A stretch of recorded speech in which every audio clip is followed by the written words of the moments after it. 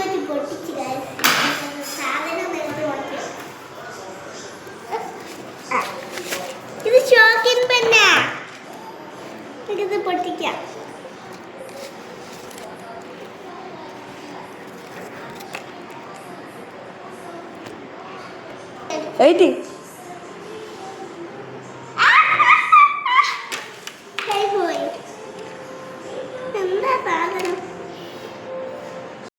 ഇനി അടുത്ത വീഡിയോയിൽ കാണാം ഗൈസ്. ലൈക്ക് ചെയ്ത് ചാനൽ ഒന്ന് സബ്സ്ക്രൈബ് ചെയ്യണം.